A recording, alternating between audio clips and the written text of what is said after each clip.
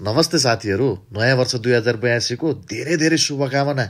आजको दिनमा तपाईहरुलाई सँगै लादैछु एकदम रमाइलो ट्रिपमा। ल चल्यो है त घुम्न। हाम्रो गन्तव्य चाहिँ ड्यामके डाँडा रहेको छ। अब हेरौँ यहाँ के रमाइलो कुराहरू छ। ल है त।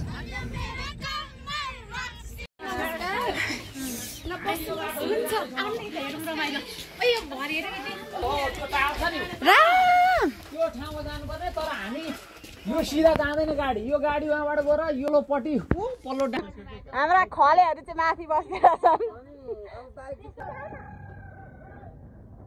बिस्तारै सहरको भिडभाड छोडेर अब प्रकृतिको काखमा जाँदैछौँ।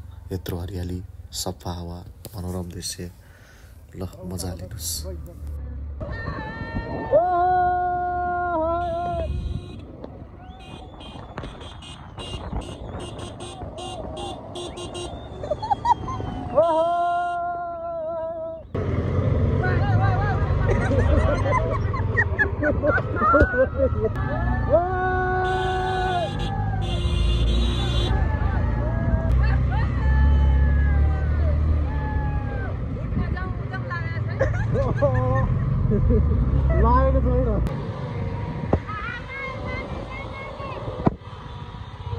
यात्रा लामो त छ, तर साथीहरू र सङ्गीत सँगै छ भने बाटो पनि रमाइलो हुन्छ नि है।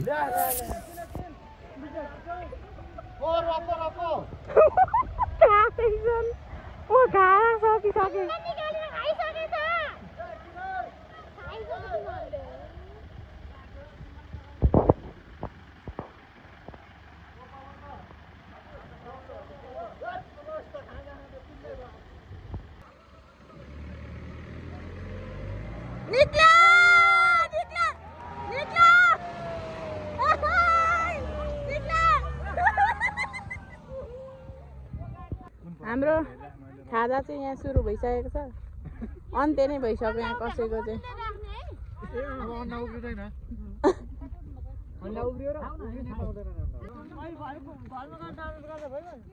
गम कि गम हालेछ यहाँ प्रिया चाहिँ।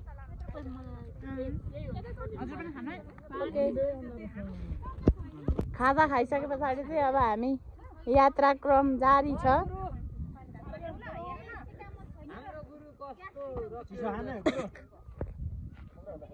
हुटिङ लाउ न, हुटिङ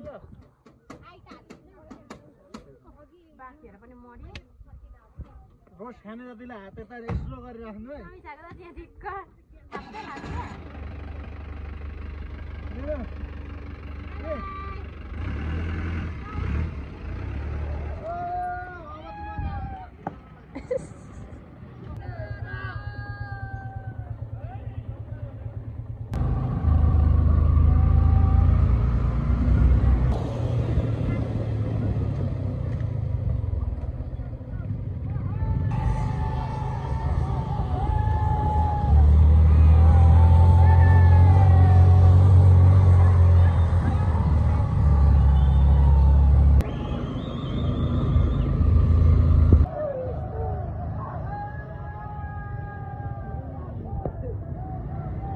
हामी ड्यामके डाँडा पुगिसकेका छौँ। सुरुवातमै यस्तो भ्यू देख्दा त ट्रिप नै वर्थ वाइल लाग्दैछ।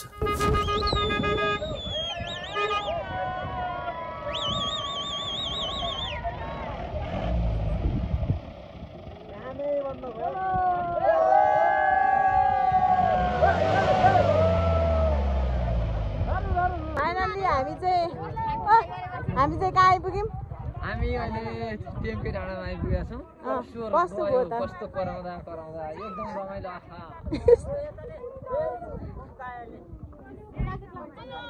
कस्तो भयो त आजको यात्रा? यात्रा कस्तो भयो? यात्रा कस्तो भयो बजु? कता हिँड्नु भएको तपाईँ बजु? खोइ हात हेर्नु न, हातले देखायो नि त मजा।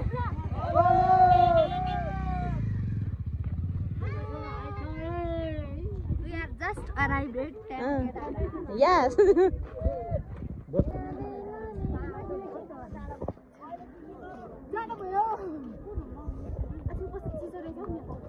यहाँ भ्यू टावर जाँदैछौँ। यो चाहिँ भर्खरै सञ्चालन चट्टालाई भ्युटाहर म भ्युटाहर चट्टालाई एक्साइटेड छु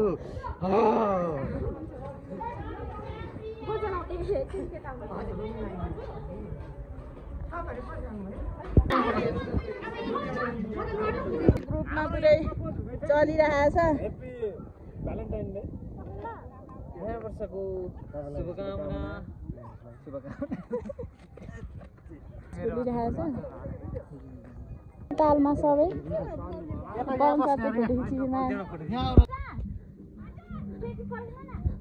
हामी चाहिँ हेरेको हेरे उहाँ नाटक गर्दैछ नि यहाँ सरहरू चाहिँ पुरै हेरेको हेरे हामी त हेरेको हेरै हेरेको हेरै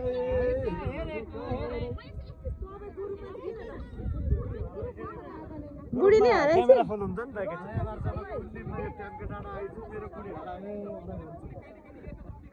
हामी चाहिँ सब यहाँ फोटो खिच्न बिजी हुनुहुन्छ यहाँको हावापानी शान्त वातावरण अनि मान्छेहरूको सरलता सब कुरा मनपर्ने खालको छ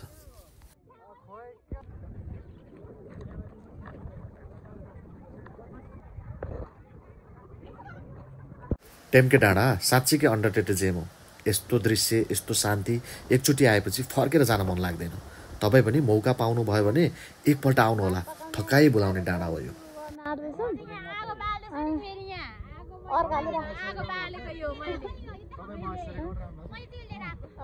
उसले चाहिँ दुःख कष्ट गरेर उहाँदेखि लिएर आइन्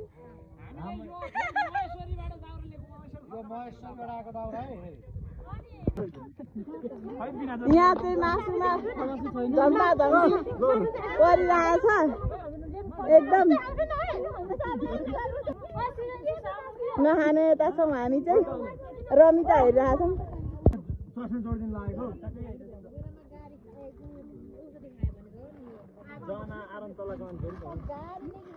यहाँ चस्मा जोड्दैछन् कोही चाहिँ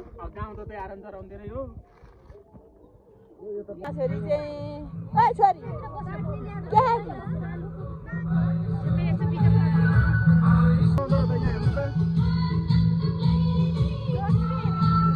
चटपटेको लागि चाहिँ आलु तासिँदैछ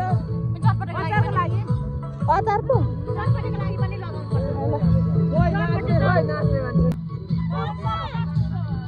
उता यहाँ अड्याएर नाचिराख्नु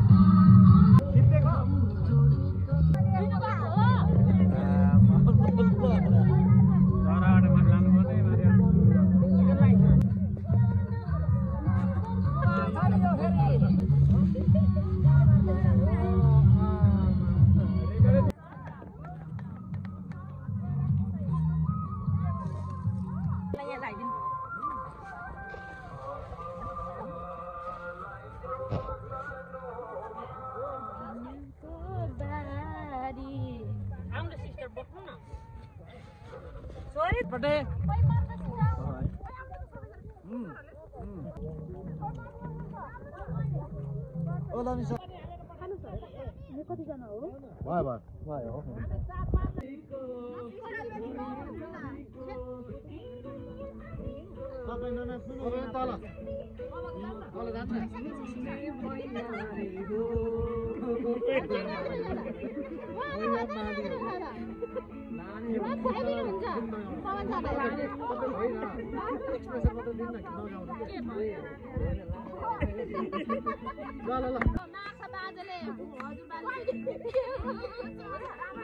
अहिले देना भन्थे अनि बजु भन्छ के अरे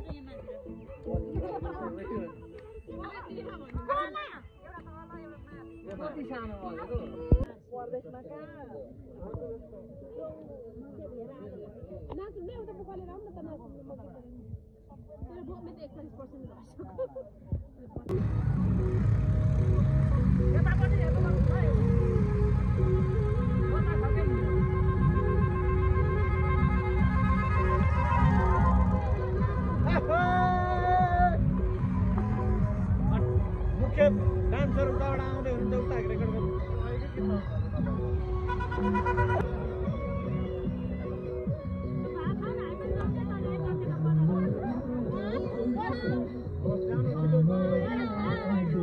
त सबैजना बोलाउनु परेन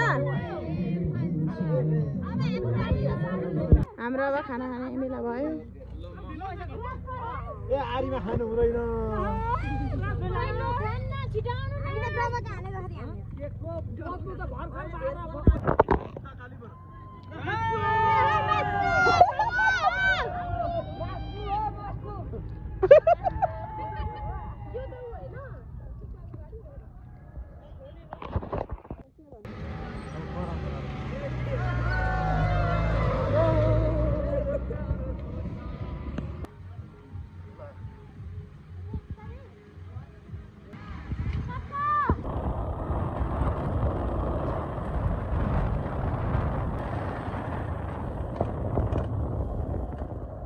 बाइक चलाउँदा यस्तो लाग्छ दुनियाँको आवाज टाढा म मात्र र यो बाटो कहिलेकाहीँ लाग्छ ट्राफिक भन्दा जङ्गलको सन्नाटा 1000 गुणा राम्रो देखेर रोक्सी बजार आइपुगेको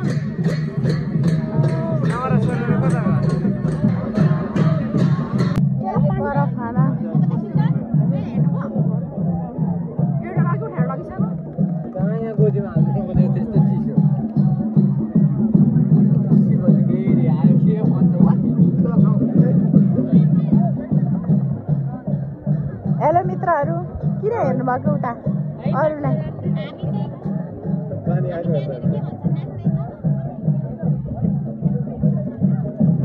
कहिलेकाहीँ बाटोहरू यात्रा गर्न होइन आफैलाई भेट्न पनि चाहिन्छ आज यस्तै अनुभव भयो यो ब्लगले तपाईँको मन छोयो भने म जान्ने छु हामी एउटै लहरमा छौँ फेरि अर्को यात्रामा भेटौँला तबसम्म आकाश जस्तै खुल्ला रहनुहोस् हस्त धन्यवाद